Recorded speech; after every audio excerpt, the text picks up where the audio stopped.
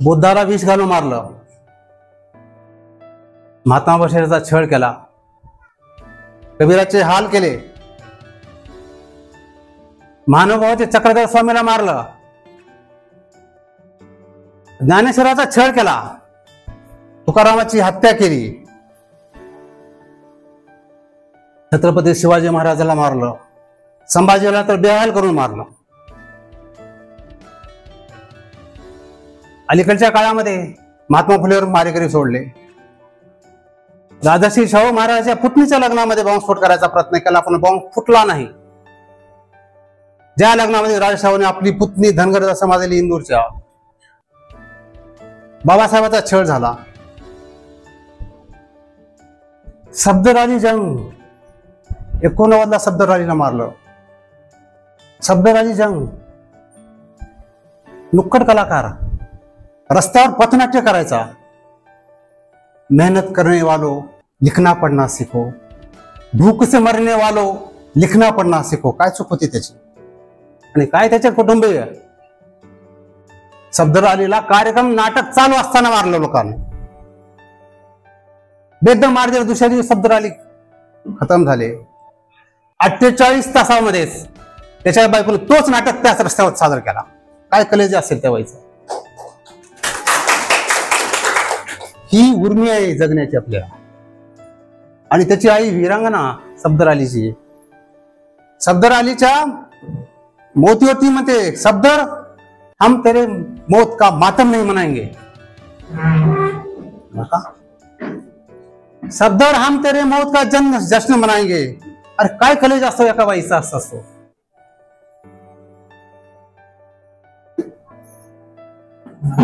अलीकडच्या काळामध्ये महात्मा गांधीला मारलं. महात्मा गांधीला मारलं. आंबेडकर साहेब आता म्हणले त्यांनी. गाडगे महाराज म्हणतात, अरे मरते है तुम और गांधी की को मरणच नाही. ज्याला मारलं आणि ज्यानं मारलं त्याला जगात कोणीच ओळखलं जात नाही, परंतु महात्मा गांधीला अख्ख्या जगाने डोक्यावर घेतलं. अलीकडच्या काळामध्ये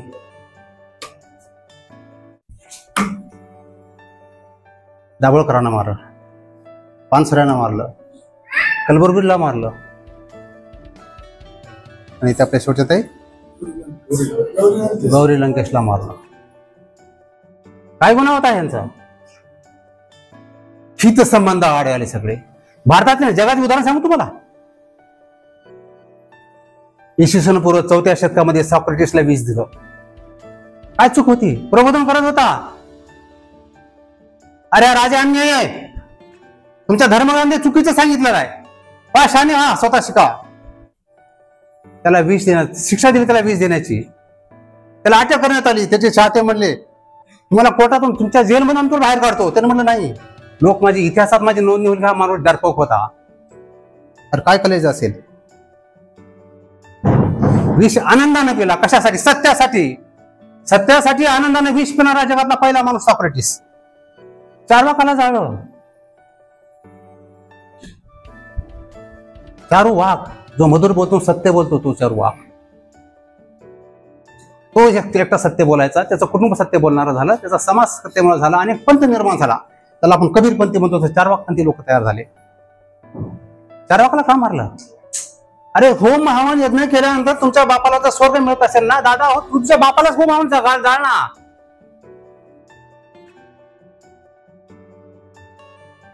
शुभ्र वस्त्रधारी चारूला मारलं. मी सांगत होतो जगामधलं. सॉक्रेटिसला मारलं. त्याच्यानंतरच्या काळात येशूला सुळावर चढवलं.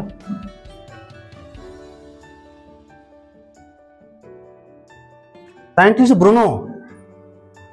ब्रुनोने सांगितलं पृथ्वी सूर्याभोवती फिरते. धर्मग्रंथ सांगायचे, अरे आपण बघतो ना, सूर्य पूर्वेला उगवतो, पश्चिमला मागवतो, म्हणजे सूर्य फिरतो, म्हणजे पृथ्वी स्थिर आहे. धर्मग्रंथ तेच सांगायचे. याने नाही तर सांगितलं दादा. याने म्हणलं अरे नाही दादा हो. अगोदर कोपर्निकस सांगितलं. कोपर्निकस सांगितलं, त्याने ग्रंथ प्रकाशित केला. हा पोलंडचा सायंटिस्ट. उतरत्या काळामध्ये ग्रंथ प्रकाशित झाला आणि त्याने ग्रंथ उदासी लावला. आणि तो मेला. तिथले पादरी लोक, तिथला राजा त्याला मारू शकले नाहीत, त्याच्या आधीच तो मेला. नंतर 14व्या शतकामध्ये पण कोपर्निकसनं सांगितलं, नाही ब्रुनोनं सांगितलं इटालीच्या, कोपर्निकस म्हणतो ना बरोबर आहे, पृथ्वी सूर्याभोवती फिरते. पृथ्वीच नाही फिरत, सगळे बाकीचे ग्रह सगळे सूर्याभोवती फिरते. सूर्य स्थिर तारा आहे. फक्त त्याचं समर्थन केलं कुणी, ब्रुनोनं केलं. ब्रुनोला खांबाला जाळून मारलं. त्याच्यानंतर गॅलिलिओने दुर्बिणीचा शोध लावला 14व्या शतकामध्ये, 16व्या शतकात. आणि गॅलिलिओने सांगितलं हे जे दोघं म्हणतात ना खरं आहे, माझ्यावर विश्वास ठेवू नका, तुम्ही बघा हे दुर्बीण जे सांगते ना पृथ्वी त्याच्यावर फिरते. त्याला सांगितलं तू असलं काहीच बोलायचं नाही, धर्मसंता पावर आहे. आणि धर्मसत्ता सांगताय की नाही सूर्य पृथ्वी स्थिर आहे. त्याला सांगितलं, याला गॅलिलिओला माहित होतं पुढचा ठेच मागचा शहाणा. गॅलिलिओला माहित होतं आपल्याला खतम करतील. त्याला सांगितलं तू शरण माग, सांग कोपर्निकस पाखंडी होता, सांग ब्रुनो पाखंडी होता, नाही धर्मसत्ता म्हणते तेच खरं सांग. ठीक आहे भाऊ सांगतो म्हणून खरं सांग.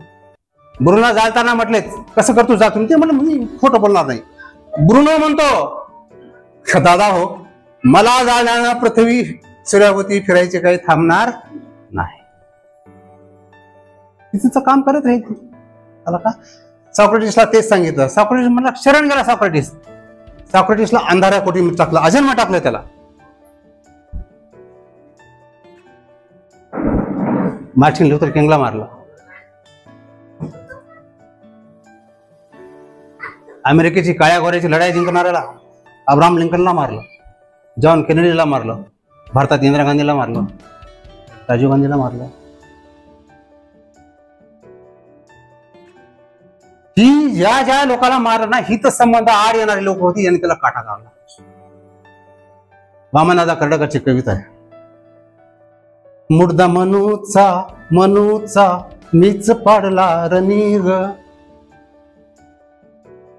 मुर्दा मनूचा मनूचा मीच पाडला रणीग, बाय मी शिवबाची फुल्याची भीमाची वाघिणी ग.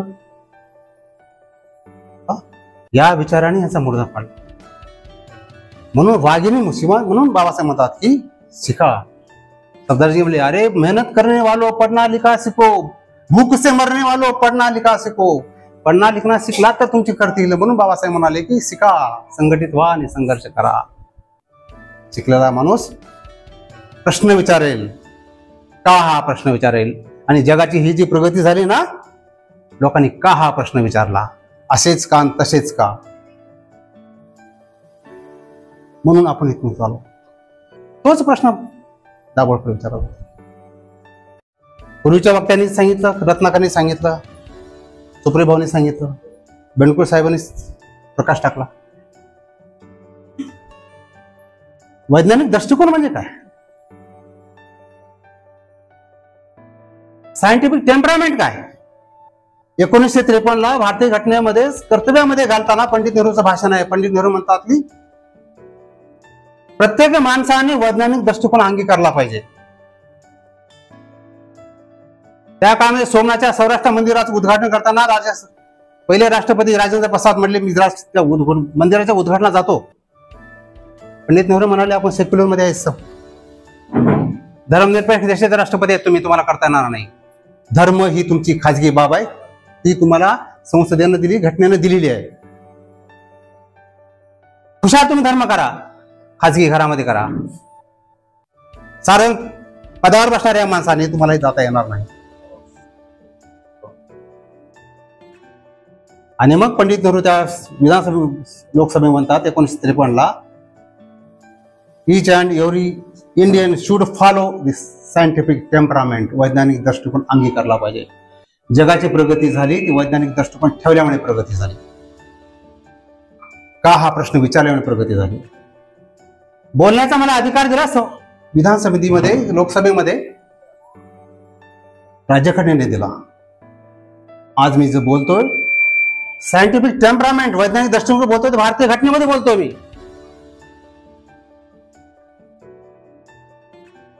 ते कोणीकडं, आजचा काळ कोणीकडे चाललाय. या वैज्ञानिक दृष्टिकोन म्हणजे काय, श्रद्धा आणि अंधश्रद्धा म्हणजे काय?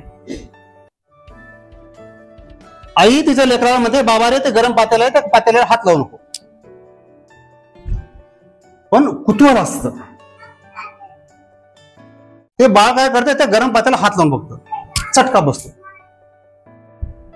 आणि मग त्याच्या लक्षात येते की आई म्हणते ते बरोबर आहे, आईच्या म्हणण्यावर यांनी तो विश्वास ठेवला, तो झाला विश्वास. यापुढे आई म्हणते, बाबा रे देव आहे का नाही?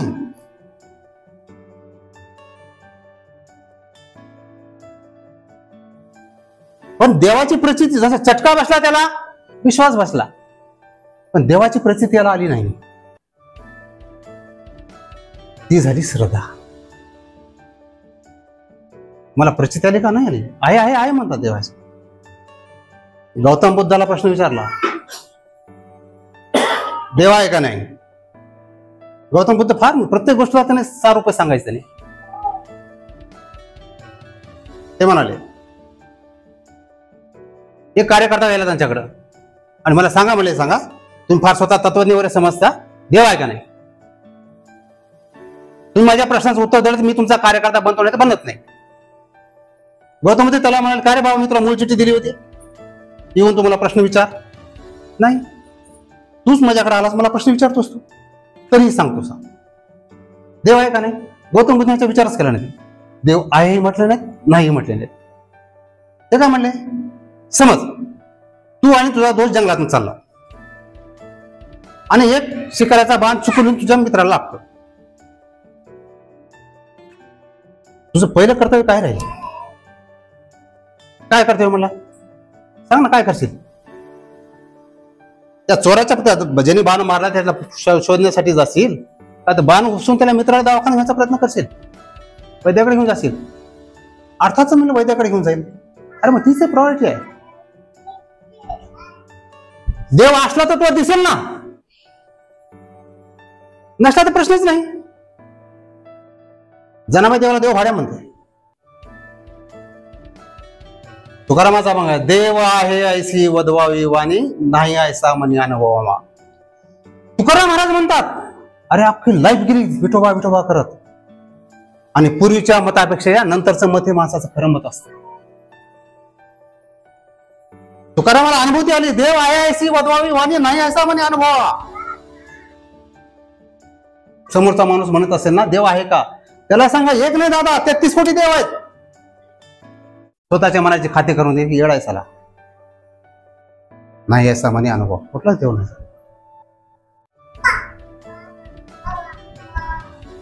आणि मग ज्यावेळेस भारतामध्ये अंधश्रद्धाचा निर्मूळ स्थापना झाली, केरळमधून प्रेमचंद नावाचे आले, प्रेमनाथ, त्याने वेगवेगळ्या ठिकाणी महाराष्ट्रामध्ये भाषण केलं. आणि त्यावेळेस इथल्या लोकांना वाटलं की आपण सुद्धा महाराष्ट्रात सुद्धा शाखा स्थापन व्हायला पाहिजे. अखिल भारतीय अंधश्रद्धा निर्मूलन समिती स्थापन झाली. अखिल भारतीयचे अध्यक्ष झाले श्याम मानव.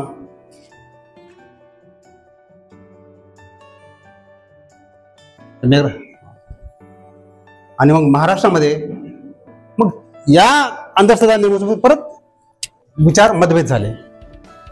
श्याम मानव म्हणायचे, आमचा देवाधर्माला विरोध नाही.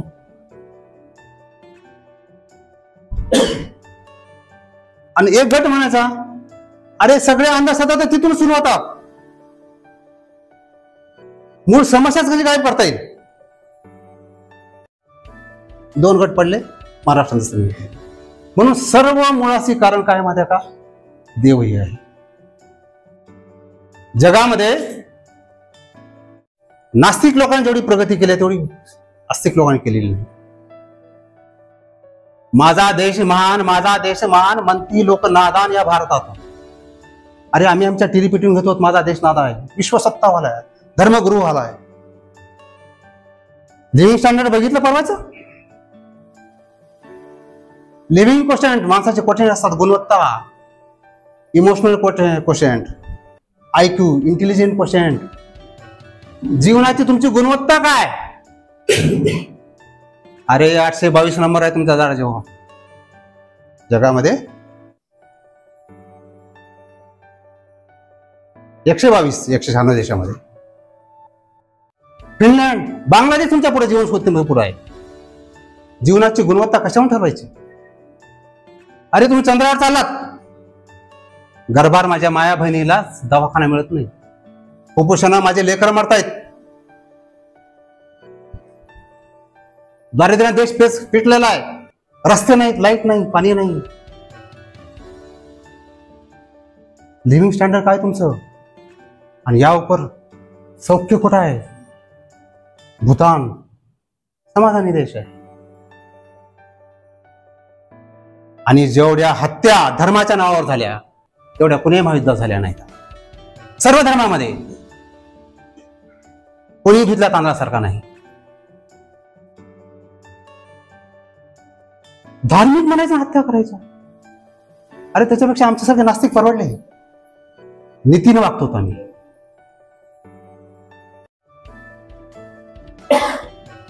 इथं समान आले तुम्ही काटे काढ.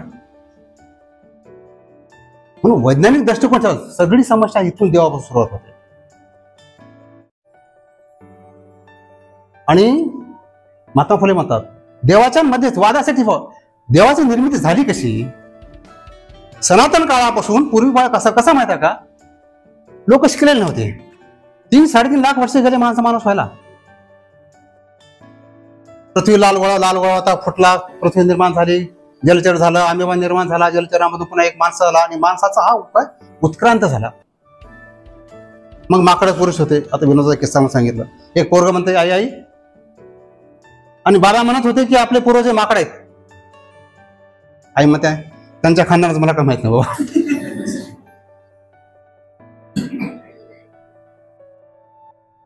पूर्वज आपली माकडापर्यंत आलो. उत्क्रांत, डार्विनचा सिद्धांत उत्क्रांत झाला. लॅमार्कचा सिद्धांत, एखाद्या वस्तूचा म्हणजे कसा आहे, तुम्ही एखादा अवयव वापरात गेला तर त्याचा विकास होतो. जिराफाची मान उंच उंच का झाली? झाडाची पालं खाण्यास उंटाची मान उंच उंच का झाली? नंतरच्या काळामध्ये आम्हाला असलेली माकडाची शेपटी माकड हाड म्हणतो आपण तिथं, त्याचा वापरच कमी झाला, हळूहळू लुप्त झाली. 3.5 लाख वर्ष लागली याला. तो बी प्राणी, आम्ही प्राणी, फक्त फरक तेवढा आहे, त्याला बुद्धीचा विकास झाला नाही. आमचा बुद्धीचा विकास झाला म्हणून केलाय. नाही तर सगळ्यात दुबळा प्राणी जगामध्ये माणूस आहे. माणसाला धड पाण्यात माशासारखं पोहता येत नाही, माकडासारखं झाडावर चढता येत नाही, वाघासारखं हिंसक दात काही नाही, काहीच नसताना, दुबळा सगळ्यात असताना सुद्धा बुद्धीच्या जोरावर यांनी सगळ्या कंट्रोलमध्ये केलं. मी सांगत होतो देवाची निर्मिती कशी झाली. आभाळ यायचा, पाऊस पडायचा, नद्या दुबडी जाऊन व्हायच्या, उन्हाळा यायचा, नद्या कोरड्या ठक पडायच्या, पाऊस पडला की लोक पेरणी करायचे, अन्नधान्य यायचे, चारा मिळायचा. अरे यार कौन है ऊपर, तो कोई अपने से कोई बड़ी ताकत है. सच में ऊपर कोई तो आदमी होगा, बड़ा आदमी है जो हमसे बड़ी हो. तो आमच्या लेकरा बाळासाठी पाऊस पडतो, दही पीक पाणी पिकवतो, धान्य पिकवतो, आमची काळजी करतो, आणि कृतज्ञता भाव असते. थँक्स दादा. अरे यार तू एवढं धान्य दिलास, एक वाटा आहे तुझ्यासाठी.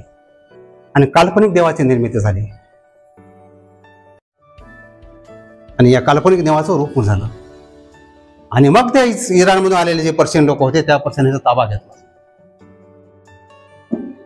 देव आणि भूत या सुपीक डोक्यातून निघालेल्या कल्पना आहेत. या मध्यस्थ असणाऱ्या लोकांनी, पुजाऱ्यांनी या गरीब लोकांना लुटण्याचं साधन घेतलं. माता भगिनी आमच्या अंधश्रद्धा का पडतात? पुरीचं लग्न होत नाही, भटजी जातो, माय तुझ्या पुरीचं लग्न होत नाही, एक विचार आहे काय, तू 16 शुक्रवार कर. मरता क्या नाही करता? कुटुंबाच्या प्रेमापोटी तिला फार इच्छा राहत नाही, तिला असे काही करायचं हौस राहत नाही तिला. कुटुंबाच्या प्रेमापोटी ती काय करते माहिती का? 16 शुक्रवार करते. 16 शुक्रवार करायचं, मग ते उद्दीपन असतं. सगळ्या करणाऱ्या बाया बोलवायच्या, भटजीला बोलवायचं, त्यानं तेच लावलेली सुपारी, तेच खारी खोबर सगळे ती पुजारी पुन्हा रिव्ह्यूज केलेल्या, आणि गुत्तच सांगते त्यांना 2,500, 3,000, 5,000, 10,000 समोरची प्रॉपर्टी पार्टी बघून देते. माझ्या मायना 16 शुक्रवार केले, उद्दीपन करायची वेळ आली. मी म्हणलो नाही, त्यावेळेस तुम्ही सेवा सांगत नव्हतो, पण बंद करत होतो. त्या काळात 4,000 रुपये खर्च येणार होता. मला पगार होती 1400 रुपये. या भटजीला देण्यासाठी मला 3 महिने नोकरी करावी लागली असती. मायला म्हणलं, माय मला पगार 1400 आहे, त्या बोला लोक बोलून घेऊ, जीव खालशील, त्याची पुढची करशील, तुला ह्या 4000 नाही तुला 5-6000 रुपये देतो, तुझ्या मनावर सोनं नाणं कर, कपडे रत्ते कर, लेकीला कर, काय करायचं कर. खुची प्रतिष्ठा. पहिल्याच्या बायाने सगळं खाऊ घातलं असते, तिला काय सांगू आता, हिला काय सांगू, तुझी नोकरी काय जायची का, मला नाही, मला देतोस, जीवाचं बरं वाईट करी, मला पडले घराच्या बाहेर, कशासाठी, जीवाचं बरं वाईट करायला. भय इथले जात नाही. भावाला पाठवून पाहायला पडला तर माय आडवीर करायची चालली होती. ती माझी पोरगी डॉक्टर कस्तुरी, ती लहान होती, तापेन फणफणली. गावातल्या गोसाईच्या बाईनं सकून बघितलं, बंदा घेतला ताटाला लावला, बंदा घेतला ताटाला लावला, त्या देवीचं नाव त्या देवीचं घेतलं, लागला टिळा तुळजापूरचा. आता तुळजापूरला जायचे, मला म्हणावं कोण, माय म्हणजे तूच म्हण तिला वर्षाला. हिने एक दिवशी मूड मध्ये येऊन सांगितलं की माय सेड दॅट.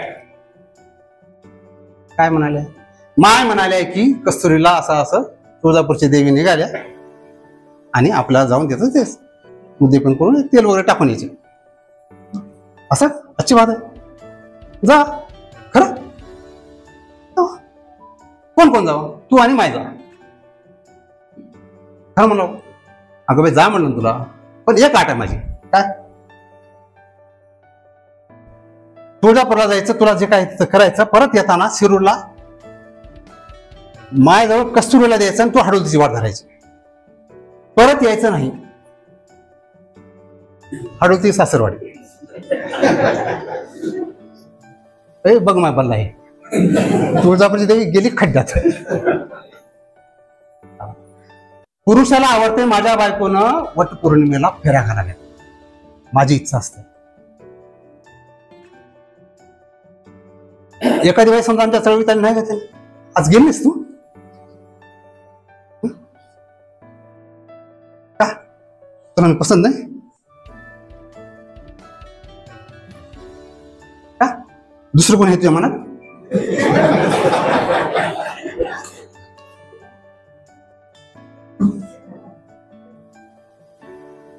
सर नंतर करतो म्हणते. बायाला हौस राहत नाही होय.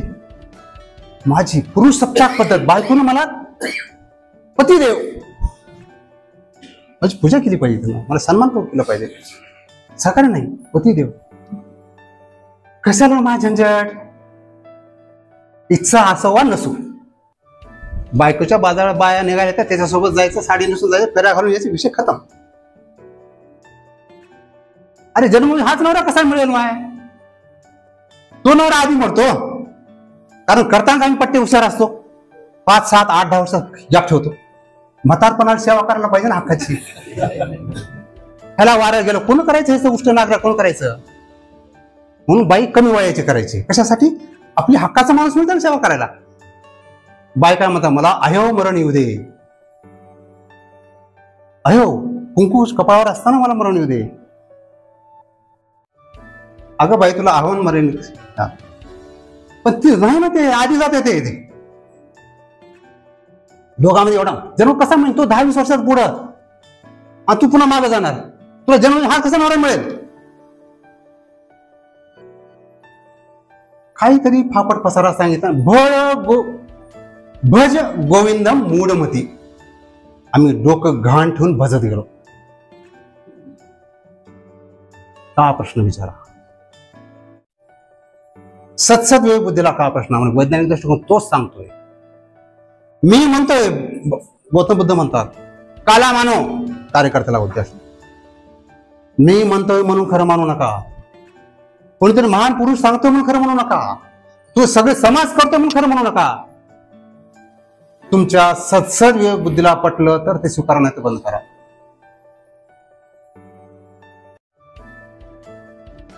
तुकाराम सत्य असत्यासी मन केले भाई मानिले नाही बहुमता दुनिया मेरे मन को भाया मैंने कुत्ता काट के खाया. विषय खत्म.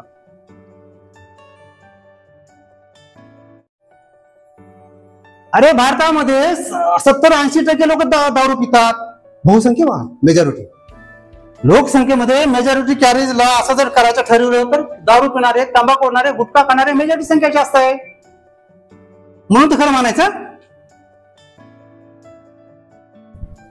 सत्य असत्यासी मन केले गवाही. बहुमत कुणीकडे झालं नाही. मेरे मन को भाया मैंने कुत्ता काट के खाए. विषय खतम.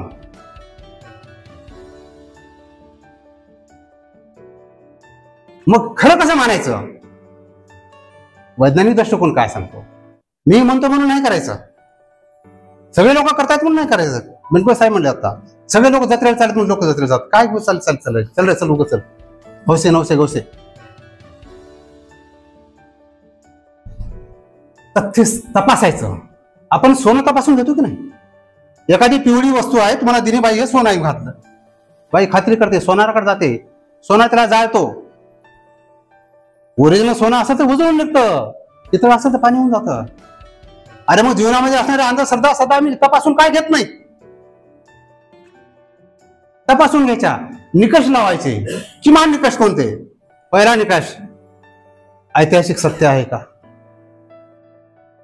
इतिहासात घडलंय का? पुरावा काय सांगतोय? आहे का पुरावा? यस आहे पुरावा. शिवकालीन इतिहास आहे, शिवकालीन इतिहास आहे, गड किल्ले आहेत, पूर्ण इतिहास आहे.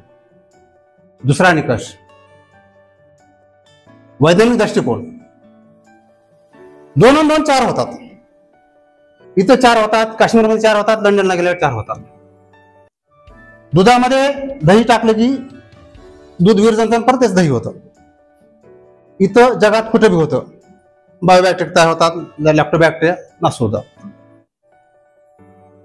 वैज्ञानिक दृष्टीच्या म्हणजे वैज्ञानिक पातळीवर तपासून पाहिल्यानंतर सिद्ध होतंय का ते मानायचं. तिसरी गोष्ट नैतिक दृष्ट्या तर्काला आधारून. एखादा माणूस म्हणलं मी, तो महान माणूस होता हो, इतका महान, त्याला सगळं देवा सगळं प्रसन्न झाले होते, आणि तो जन्माला आल्यानंतर अख्ख्या जीवनामध्ये पाणीच पिलं नाही. ज्या ज्यावेळेस त्याला वाटत होतं की तहान लागली, भूक लागली, दात यायला सुरुवात झाली की वाघिणीला बोलायचं, वाघ यायचं, त्याला पाचून निघून जायचे. दुसऱ्या वेळेस भूक लागली, वाघिणीला बोलायचं, वाघिणी यायची, याला पाचून निघून जायचं. तर्क आपण बाकी जे म्हणतात का भजे गोविंद म्हणायला असं महात्मा असेल बा, येत असेल वाघीण, येत असेल, याला पाजून जात असेल. अरे मग तुला काय येत नाही वाघीण पाजायला? Is it possible? द्रोणामध्ये द्रोणाचार्य जन्मले. Is it possible?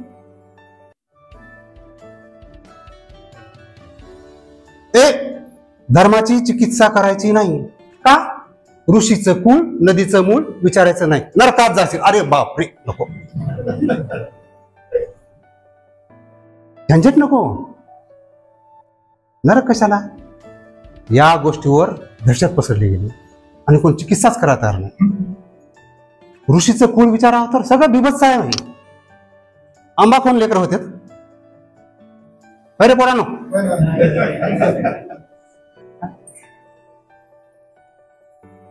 नवसे कन्या पुत्र होती तरी का करणे लागे पती. गाडगे महाराज सांगायचे. गाडगे महाराजा पुढे जायच्या, माय हे माझा धोनीराम खंडोबाला नवस केलं म्हणून झाला. गाडगे महाराज म्हणाले, माय का ग, तुझ्या घरी खंडोबाचा पाहिलेच होता का? बिभत्स नाही प्रश्न आहे. आम्ही प्रश्नच विचारत नाही. अरे म्हणून सगळे वाट लागून गेली, देशाची लाभ वाट लागून गेली. मी सांगत होतो तर्क, तर्काला पॉसिबल आहे नाही. मग म्हणतात त्यांना साक्षात्कार झाला, देव प्रसन्न झाला, समोर आलं, कॉम्प्लीट अगदी निघायचे बघा आमच्या लहानपणी. अमुक अमुक देवी प्रसन्न झाली, मग नाग आला आणि मग भक्त पिऊन बाहेर पडत होता आणि त्याच्यात इतका आवाज आकाशवाणी झाली, थांब थांब. आणि मग आकाशवाणी सांगितलं की याच्यानंतर इतके काही पॉम्पलेट कोणी जर वाटणार असेल तर त्याला चांगली वार्ता कळेल. आणि मग काही लोकांनी ती वार्ता ऐकून फाडून टाकलं तर त्याचा मुलगा मेला. पतच पोस्ट कार्ड यायचे आणि मग तुम्ही तुमच्या 21 लोकांना वाटा बघा, हे दुसरे 2000 पती छापा. माझ्या शाळेमध्ये माझ्या पोरानं आणून दिलं मला. कॉम्प्लीट. काय सर म्हणले हो का अंबाबाईच्या देवळामध्ये असं झालं का नागोबा निघाला आकाशवाणी झाली आणि असं झालं आणि पत्रक फाडलं तर मुलगा मरेल. ओके हे पत्रक बोला बघा रे इकडे फोटो काढा तर तर तर फोटो काढायला बरोबर. आता 15 दिवस म्हणे ना 15 दिवस अवधी मला 2 मुली 1 मुलगा है देखेंगे क्या होता है. देखना कितना जोर कितना बाजू है.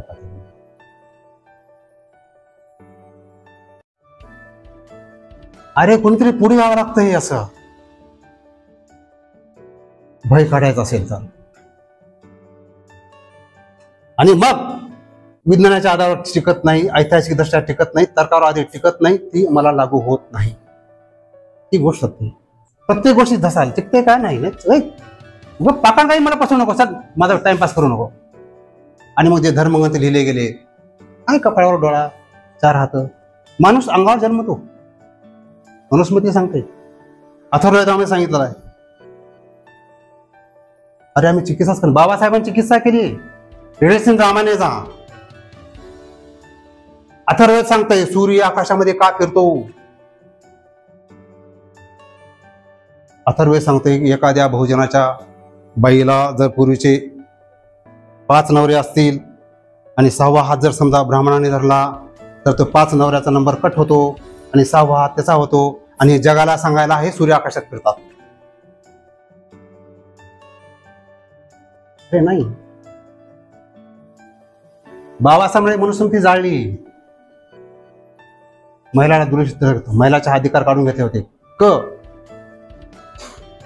ब्राह्मणाच्या तोंडातून ब्राह्मण जन्मतो भाऊमधून क्षत्रिय जन्मतो मांडीतून वैश्य जन्मतो आणि SC ST OBC आणि सगळे पायाच्या अंगठीतून जन्मतात. म्हणजे माणूस अंगावर बाळंत होतो. काय सांगणार.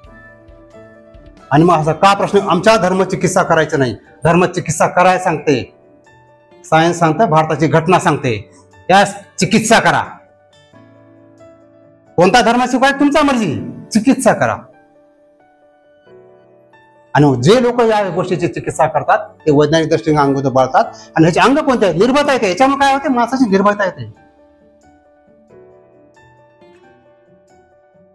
माणसाची शोधकृती वाढते. असं का माणसाला सम्यकपणा येतो तटस्थपणे वाढतो असं असं. 10+ जेव्हा हे सुरू झालं पूर्वी PUC होती 10वीची परीक्षा नव्हती नंतर 10+ 10वी नंतर 11वी 12वी आलं आणि पेपरमध्ये बातमी आली की 10+2 शिक्षण व्यवस्था चालू केल्यामुळं रायगड जिल्ह्यातलं भाताचं प्रमाण कमी झालं शाळ उत्पादन कमी झालं. अरे 10+2 शिक्षण चालू होण्याचं आणि भाताचं प्रमाण कमी होण्याचं कारण काय. तटस्थ तर्क केला त्यांनी सांगितलं. जेव्हा तर्क केला तेव्हा असं लक्षात आलं की 10+2 आलं 10+2 डिस्ट्रिक्शन आलं सायन्समध्ये डिस्ट्रिक्शन आलं म्हणजे बेडकं पकडण्यात आले आणि शाळेच्या वारामध्ये सगळे बेडकं होते. बेडकं सगळे कीटक खात होते. सगळे डिस्ट्रिक्शन करण्यासाठी बेडकं मागवण्यात आले. इन्सेक्ट जास्त पडले उत्पन्न कमी झालं आणि त्याचा परिणाम असा झाला. तर्क केल्याने लक्षात येतात. मग ही सगळी वृत्ती भारतामध्ये वैज्ञानिक दृष्टिकोन भारताने का स्वीकारला नाही त्याचं कारण आहे मोठं. चार्वाकानंतर बुद्धानंतर या गोष्टीसाठी हुतात्मे होणारे माणसं जन्मलेले. मधल्या मध्ययुगीन काळात तर ज्या काळामध्ये जगामध्ये विज्ञान भरभराटीला जात होतं आघाडीचा शोध लागला होता चाकाचा शोध लागला होता त्या काळामध्ये भारतामध्ये कुणी कुणाच्या पंक्तीला बसावं. पूर्वी बघायला दक्षिणेकडचं तोंड करावं का उत्तरेला तोंड करावं बेदराकडे जावं का इकडे जावं कुण्या दिवशी कुणीकडे जाऊ नये. त्या काळामध्ये भारतामध्ये म्याऊ 20 तेली 30 बोडकी दिसली तिथंच बैस. म्याऊ म्हणजे मांजर. मांजर आपण कुठं कामाला चाललं समोर मांजर आलं अगं मागे म्याऊ 20 पावलं माग या. तेली 30 तेली समाजाला आपण शिकून समोर जायचं. ते आल्यानंतर 30 पावलं माग जा. बोडकी ज्या बाईचा नवरा मेला आहे पूर्वीच्या काळामध्ये केशव पण केलं जायचं सावित्रीबाईंनी महात्मा फुलेंनी बंड केलं, नाव्याचा संप करून आणला आणि या बायकाचं केशव पण होणार थांबवलं. महात्मा या बायकांनी तर सावित्रीबाईंचे फुलेंचे लाख लाख उपकार मानले पाहिजेत. तुम्ही शिकतायत, लेक्चर प्राध्यापक होताय तुम्ही, त्यांचे उपकार आहेत. नवरा मेल्यानंतर तुम्हाला बोडक्या करून फिरवले असतात, त्यांनी बंड करून वारकाचं बंड करून आणलं त्यांनी. आणि नाव्याने सांगितले की नाही, मी कुण्या बाईच्या चप्पे करणार नाही. तुमच्या चप्प्या वाचल्या.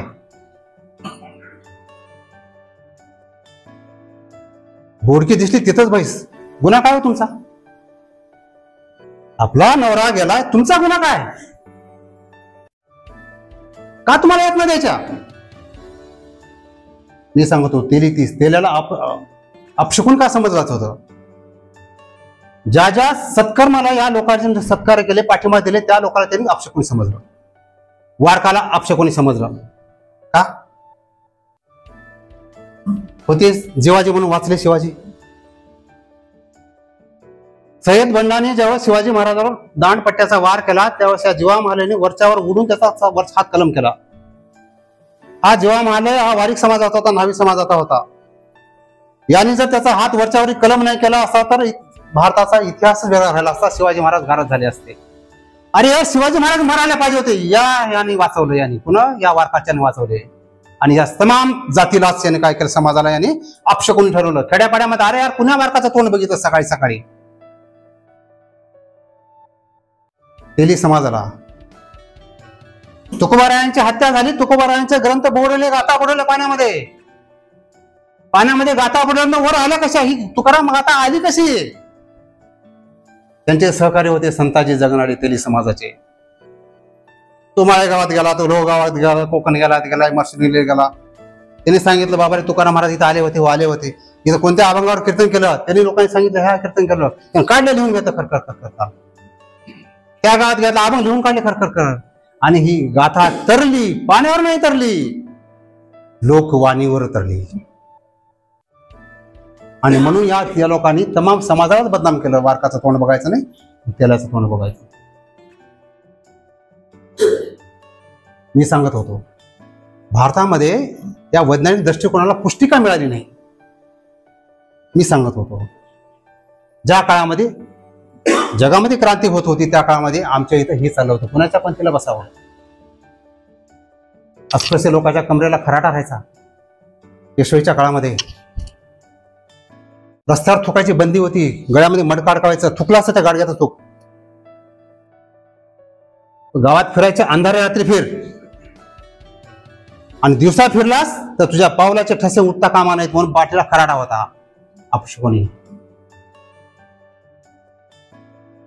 अरे अस्पृश्याची सावली तुमच्यावर पडल्या, तुम्ही अस्पृश्य होता ना, अरे मग तुमची सावली याच्यावर पडला, अस्पृश्य व्हायला पाहिजे होता.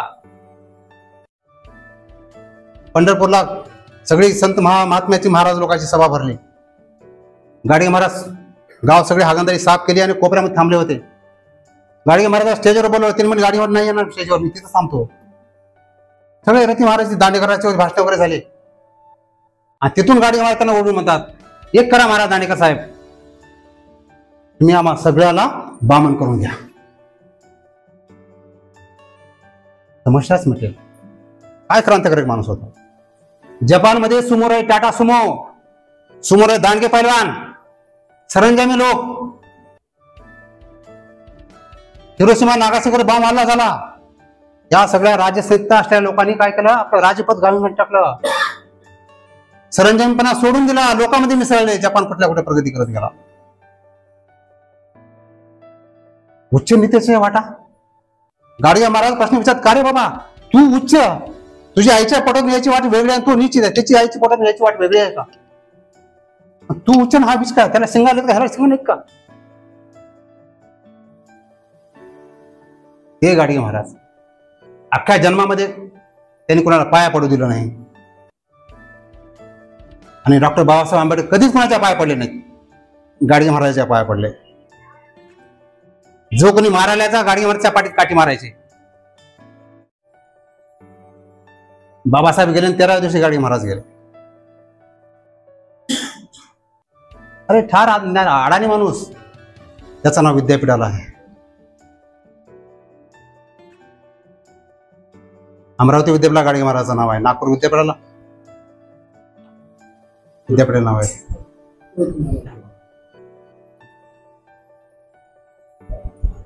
ही माणसं होती अशी.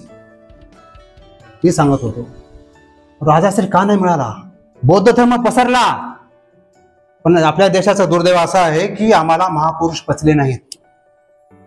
अरे बाहेरचे लोक म्हणतात शिवाजी महाराज आमच्या देशात जन्मले असते तर डोक्यावर घेऊन नाचले असतात, बौद्ध आमच्या काळात जन्मले असते डोक्यावर घेऊन नाचले असते. भारतामध्ये बौद्ध लोकांच्या चप्प्या बघू बघू पुष्यमित्र संघाच्या काळामध्ये मुंडके कापले. चंद्रगुप्ताचा तिसरा वंश बृहद्रथाची हत्या केली पुष्यमित्र संघाने, प्रधानमंत्र्यांनी, आणि हुकूम सोडला जे जे बौद्ध दिसतील अनुयायी दिसतील बौद्ध भिक्षुक दिसतील त्याचे मुंडके कापा. पळू पळू दामटू दामटू मारले यांना. बौद्ध लयाला गेला. नालंदा तक्षशिला सारखे विद्यापीठ युवान शिव संघ तिथे शिकलेले लोक बाहेरच्या मुस्लिम आक्रमकाला बोलून जाळले. 6-6 महिने विद्यापीठ जळत होते. 7-7 मजली असलेले विद्यापीठ. महापुरुष या भारताला पचले नाहीत म्हणून बुद्धाला जगाने उचललं. सिलोन गेला, नेपाळ झाला, चीन झाला. चीननं कुठल्या प्रगती केल्या. भारतानंतर 2-3 वर्षांना चीन स्वतंत्र झाला. इथली आमची व्यवस्था कर्मकांडामध्ये ठार बुडालो. हेमाडपंथी चक्रधरच्या काळामध्ये प्रधानमंत्री होता, त्या पठ्ठ्याने 2000 कर्मकांड करायला सांगितले, वर्षाचे 365 दिवस. आणि बायकांनी सर्व पुरुषांनी बहुजन समाजाने 2000 कर्मकांड करायला पाहिजे, म्हणजे उठले की सकाळच 3 टाइम कर्मकांडच. अल्लाउद्दीन खिल्जीने देवरावर हमला केला, देगुरीच्या किल्ल्यावर.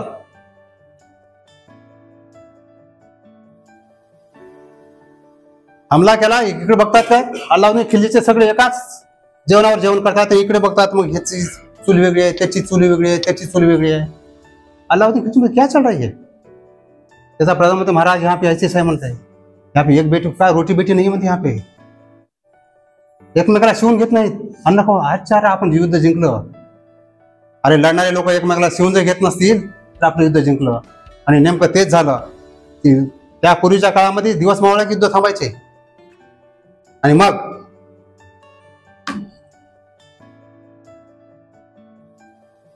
सकाळी युद्ध चालवायचे, रात्री थांबायचे. युद्ध सोडल्यानंतर अल्लाउद्दीन खिल्जी काय केले, त्या गावात परिसराला गाया सगळ्या गाणे हे आता पुरुष सैनिक येतोय त्याच्या समोर गाया सगळ्या सोडल्या. त्या सैनिकांनी हाताला तलवार टाकून दिलं, गायाच्या पाया पडत राहिले. तेवढ्या काळामध्ये यांनी कत्ल्या करून टाकून दिल्या.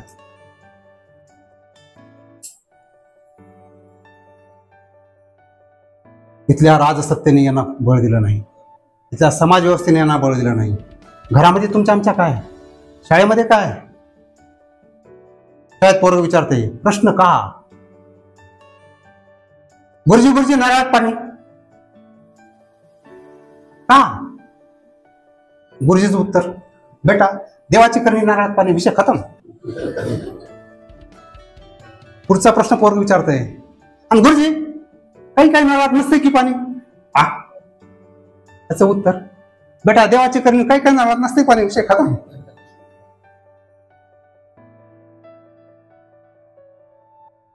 दुसऱ्याच्या शिक्षक बाप असलेल्या पोराला वरला बाप शिकवत असतो. आणि बेटा जे तार वगैरे असतात, लाईटचे तार असतात, त्या तारामध्ये पक्षी बसतात, पक्षाला विद्युत असते पण शॉक बसत नाही. ह्याच पोरग उठते सर शॉक बसत, ठीक आहे पण कळायच दात घरात नाही, कळायला शॉक बसत नाही. चिमण्या बसतात, कावळे बसतात, सगळे पक्षी बसतात. हा मग दात एवढं दिसत नाही तेवढं, पण ते काय म्हणतो अरे बेटा काय कावळ्याला शॉक बसत नाही, त्याचं कारण काय माहिती आहे का, कावळ्याच्या तोंडात दात नसतात. पोरग इंटरव्ह्यू मध्ये घरात येते पळत पळत, मधल्या घरामध्ये तिची आजी पूजा करत असते. आजीला हातातून बाहेर आणते, एक वायर आजीच्या पिन मध्ये देते, दुसरं वायर प्लग मध्ये घालते, बटन दाबते. प्रयोग अरे दादा हो तुम्हाला येत नसत नाही सांगा ना, मला जमत नाही म्हणून. मी अभ्यास करून सांगतो, विचार करून सांगतो. तर अमेरिकेतले पोरं तेच प्रश्न विचारतात. आमचा भटजी अमेरिकेमध्ये रामायण सांगत होता, मुद्दा आला सीतेच्या हरणाचा, लक्ष्मण रेखा आखली गेली. समोर बसलेले पोर बसलेत आणि भटजी रंगवून सांगतोय, रावण असा असा गोसाव्याचं रूप घेऊन आलेला आहे, सीते सांगतो आता रेषेच्या बाहेर पडलेला आहे, लक्ष्मण रेखा आखलेली आहे, रेषेच्या बाहेर गेली की आग लागते रेषेला, पण रेषेच्या लागत नाही. आणि मग त्या अंगठ्याला धरून तो उचलतोय. पोरग थांबवतो तिथं, मिस्टर भटजी stop and tell me which chemical is used in that Lakshman Rekha. Name me that chemical. अरे त्या केमिकलचं नाव सांग. H2O सुपर होतं, हायड्रोक्लोरिक ॲसिड होतं, काय होतं, कॉन्सन्ट्रेट होतं, डायल्यूट होतं. असलं विचारायचं नाही. नरकात जाल, भय इथले संपत नाही. ज्या दिवशी इथले भय संपेल ना, तुम्ही प्रश्न करायला लागाल. काय आला तेच राजकारणी लोक, या राजकारणी लोकांनी बळ द्यायला पाहिजे, अंधश्रद्धा चळवळ निर्मूलनास बळ द्यायला पाहिजे. काय करतात ते लोक? म्हणून या सगळ्या गोष्टीचा संगोपन विचार केला तर भारतामध्ये या चळवळीला सपोर्ट मिळाला नाही. म्हणून तुमची आमची गरज आहे मित्रांनो. कौतुक करा वाटतं बेंडकुळे साहेब तुमचं, पवार साहेब तुमचं, दाभोळकरांच्याच हस्ते कुलकर्णी नटी काय मेयर रचनेचा सोनाली कुलकर्णी, हे सगळे लोक इथं आले होते सर. विवेकानी पोरांनी विवेक नाही करायचं तर काय करायचा? श्रीराम लागू आले होते. श्रीराम लागू म्हणतात देवाला रिटायर करा. तुमच्या जीवनातून देव रिटायर झाल्याशिवाय तुमची मुक्तीच होऊ शकत नाही. आणि प्रत्येक कॉलेजमधून विवेक वाहिनी सुरू झालं पाहिजे. अरे सगळं पिढा आहे, कच्चा माल आहे, त्या कच्चा मालाला भरवा तुम्ही. म्हणून सर परत या माध्यम यांनी हाक मारली, तुम्ही दाद दिली. नाही तर बरेच लोक असं काय गरज होती, बाल्याच्या माय बाली दाबाद्याची खुली आपल्या लोक टामटूम राहिला असतो ना. अहो पोस्टामध्ये नोकरी करतो सर, परमनंट नाही. ती यांची बायको. Back to society. माझं काय तर कर्तव्य आहे. आम्ही लाख पगार घ्यायचा, 2-2 लाख पगार. अरे हे प्रबोधन करायचं कोणी? पोटात असल्या लोकांनी प्रबोधन करायचं, कामामध्ये असल्या लोकांनी प्रबोधन करायचं. अरे कच्चा माल आहे, कच्च्या माला पक्का काम तुमची माझी जबाबदारी आहे. शाळेतल्या शिक्षकावर मोठी जबाबदारी येते. आपले पोरं सायंटिफिक टेम्परामेंट वैज्ञानिक दृष्टिकोन पुढे गेले पाहिजे. त्यांनी काय प्रश्न विचारला पाहिजे? सरदा माना नाही प्रश्न तुमचा खाली प्रश्न आहे, असं कान तसं का म्हणलं पाहिजे.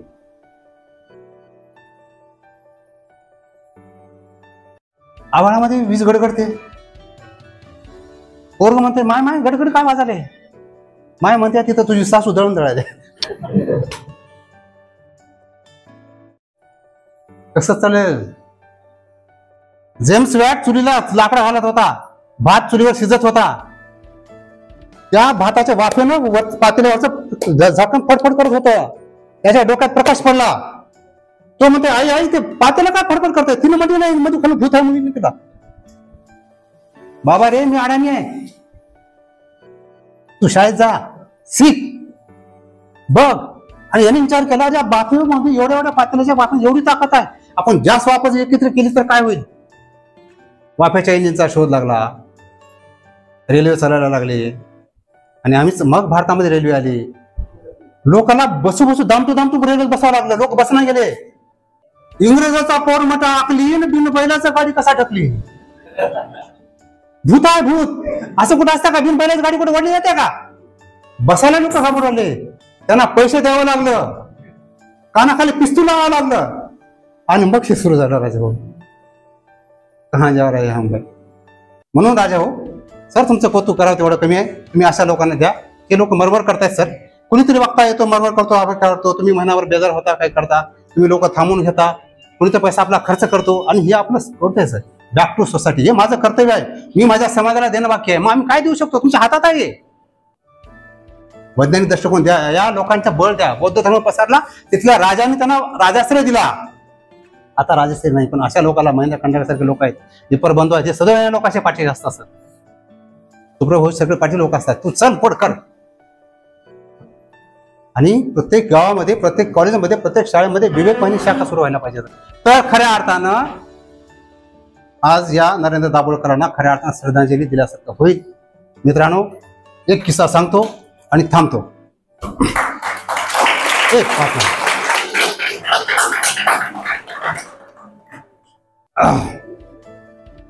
गाडगे महाराज प्रत्येक गावामध्ये जायचे, कीर्तन करायचे, गाव साफ करायचे.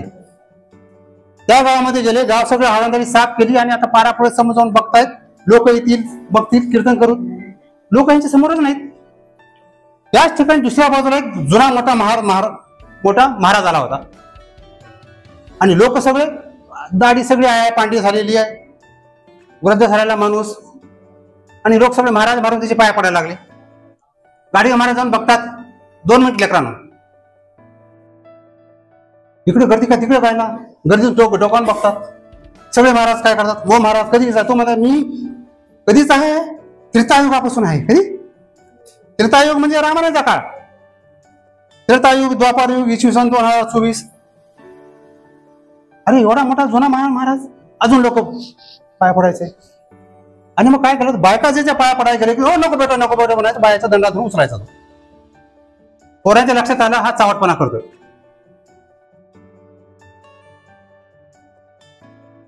इतकं महाराज बघतात. गाडगे महाराज पुढे होतात, आपला खराटा उलटा करतात. आणि तो काय म्हणत होता, अरे मी इतका जुना आहे, पुराणा आहे, त्रेतायुगामध्ये राम सीतेचा जेव्हा स्वयंवर झाला ना, त्या पंक्तीमध्ये मी तूप वाढत होतो म्हणले. हा मुद्दा गाडगे महाराजाला सापडला. तर्क बघा, अडाणी माणूस, त्याला काय शाळेत जावं लागत नाही. गाडगे महाराज पुढे झाले, खराटा उलटा केला आणि सप त्याला बदलून काढलं. दम येईपर्यंत बदललं त्याला.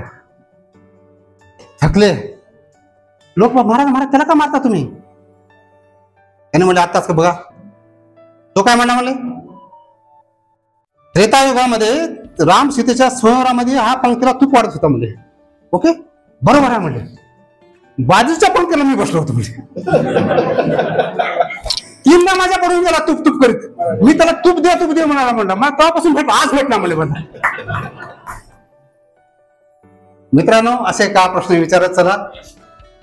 घरापासून सुरुवात करा.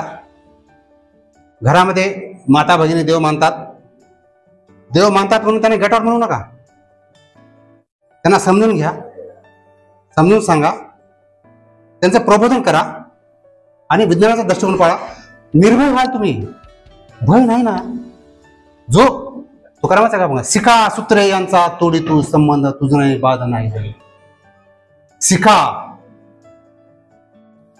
चंडकी सूत्रे जाणवे. चंडकीवाल्या आणि जाणीवाल्या लोकांपासून दूर राहा, तुम्हाला कष्टीच भूतबाधा होत नाही. खतम. ओके. जय जिजाऊ, जय श्री.